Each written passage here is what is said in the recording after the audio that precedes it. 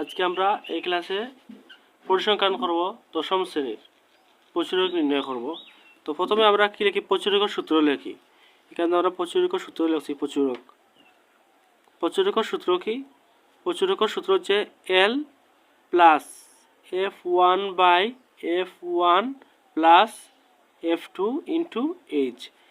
এখন আমরা প্রত্যেকটার মান আমরা এল এর মান এখান থেকে বের করব এই প্রশ্ন থেকে, তারপর F1, F2 এবং এইচ। তো প্রথমে আমরা এল এর মান বের করব। তো এল এর মান কি?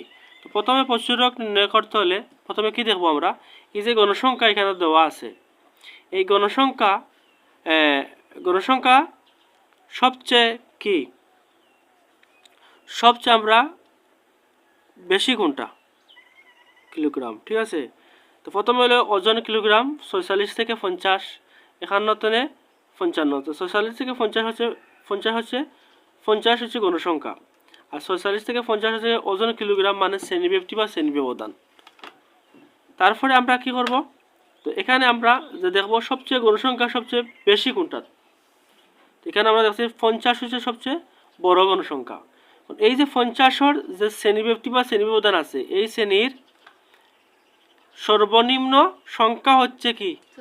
46। ঠিক আছে, 46 মানে এরপরে আমরা F1 নির্ণয় করব। F1 মানে কি? F1 কথা হচ্ছে এই যে সর্বোচ্চ গণসংখ্যার তার আগের গণসংখ্যা থেকে আমরা বিয়োগ করার পরে যে মানটা কি হইব বের হবে, এটা কি? F1। দেখুন তো আমরা কি করব? আমরা 50 থেকে কি করব? আমরা তার আগের সংখ্যা কি করব? বিয়োগ করব। দেখি 50 থেকে আগের সংখ্যা বিয়োগ করো।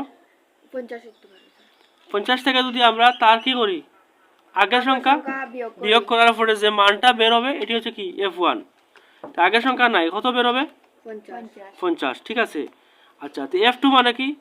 F2 এই কথার অর্থ হচ্ছে এই যে গণসংখ্যা 50 সবচেয়ে বড় আছে, এই গণসংখ্যার তার পরের গণসংখ্যা থেকে যদি আমরা কি করি বিয়োগ করার পরে যে মানটা বের হবে F2। যে 50 থেকে যদি আমরা তার পরের গণসংখ্যা হচ্ছে 10 মানে 10, কত?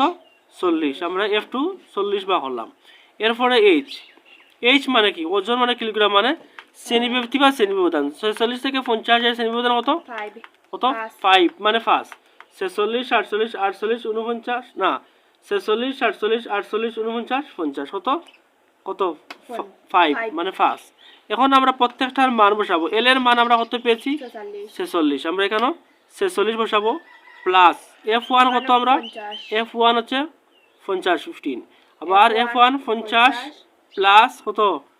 40 মানে 14, 15 প্লাস 14 ইন্টু কত? এইচ হচ্ছে 5।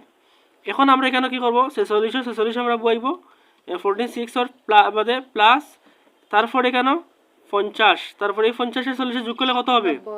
কত? 90। তারপর ইন্টু কত? 5। তারপর এখানে আমরা 46 প্লাস, এখন এখানে আমরা কত বসাবো? যে এখানে আমরা জানি 5 এর নিচে হর, আমরা যখন পঞ্চম শ্রেণী যখন পড়াশোনা করছি তখন মনে মনে সবসময় হর 1 থাকে। কি থাকে? হর। তো এখানে যদি আমরা 50 এর পাশে গুণ দিতে কত হবে? 250। তারপর এখানে কত? F90। ঠিক আছে। তারপর এখানে 46 দিলাম আমরা। এরপরে কত দেই? কত দিছি? প্লাস এখন 250 কে যদি আমরা কি করি যে 90 দিয়ে কি করি আমরা ভাগ করি, তো কত হইব? কত? হ্যাঁ, 250 কে যদি আমরা 200 কি 15 কে যদি আমরা কি তার 90 দিয়ে ভাগ করি, তো কত হইব? 2.78 মানে 2.78। এখন আমরা 46 আর এই দুটো যোগ করলে কত হবে? দেখো স্যার একটু যোগ 48 কত হইব? 48.78 এটি হবে। ঠিক আছে, এই হচ্ছে উত্তর। তো আমরা এই ক্লাসে আমরা প্রচুরক নির্ণয় করলাম। প্রচুরক 3 নিয়মে থাকে। কোনো সময় সর্বোচ্চ গণসংখ্যা মধ্যে থাকতে পারে, আবার কখনো সর্বোচ্চ গণসংখ্যা প্রথমে থাকতে পারে, এবং কখনো আমরা যে কি থাকতে পারে, একবারে পেছনে থাকতে পারে। তো গত দুইটি আমরা ক্লাস করেছি, একটি করেছি মধ্যক যদি সর্বোচ্চ গণসংখ্যা যদি মধ্যে থাকে তাহলে কীভাবে প্রচুরক নির্ণয় করব, এবং শেষে দিয়ে একটি ক্লাস আমরা করেছি যে পেছনে থাকলে কীভাবে আমরা কী করব প্রচুরক নির্ণয় করব, এবং প্রথমে থাকলে কীভাবে, শেষে থাকলে কীভাবে, এবং মধ্যে থাকলে প্রচুরক কীভাবে নির্ণয় করে আমরা ক্লাস করেছি। তারপরে আমরা এই ক্লাসটা আমরা আবার দেখি। প্রথমে এইভাবে একটা ডাক দেওয়া থাকবে। তো প্রচুরক নির্ণয় করতে হলে প্রচুরকের সূত্র আমাদেরকে অবশ্যই জানতে হবে। তো এখানে প্রচুরের সূত্র কি, L plus F1/F1 plus F2 into কি এইচ। এখন এইচ প্রথমে আমরা এল কীভাবে আমরা বের করব, যেখানে দেখো গণসংখ্যা সবচেয়ে বড় কোনটির গণসংখ্যা, এখানে আমরা দেখতে পাচ্ছি সর্বোচ্চ গণসংখ্যা কি এখানে 50। এই 50-এর যে শ্রেণীব্যবধি বা শ্রেণী ব্যবধান আছে, এখানেও আমরা দেখতে পাচ্ছি 46 থেকে 50। এখানে 46 হচ্ছে সর্বনিম্ন কি সর্বনিম্ন, আর সর্বোচ্চ হচ্ছে 50। এই সর্বনিম্নটা হচ্ছে শ্রেণীব্যবধির যে ব্যবধানের যে গড়টা আছে, এই সর্বনিম্ন 46 হচ্ছে এল।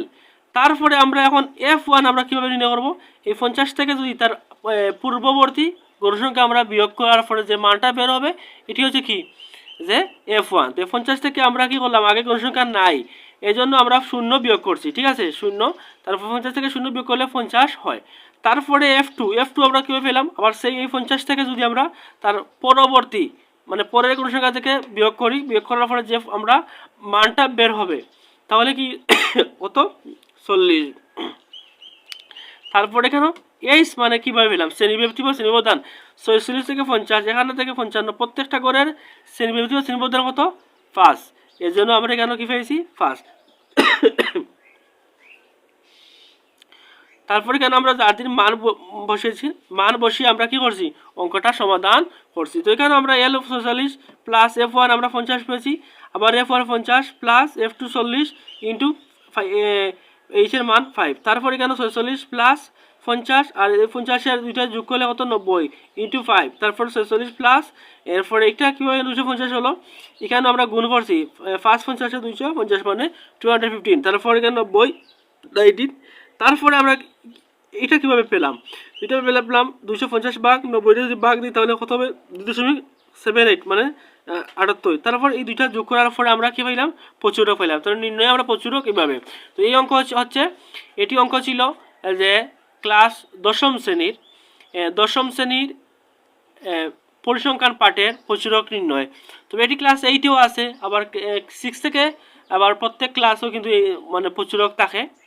তো এইটি যদি সুন্দর করে যদি প্রত্যেক শিক্ষার্থীরা শিখো তাহলে অবশ্যই তোমরা শিখতে পারবে। তো ক্লাসটি ভালো লাগলে অবশ্যই শেয়ার করবে, যাতে তোমাদের সহপাঠী বা অন্য কোনো শিক্ষার্থী বা যে কেউ শিখতে পারে। তোমার এই শেয়ারের মাধ্যমে আমি আশা করি অন্যরা শেখার সুযোগ পাবে। তো দয়া করে শেয়ার করবে।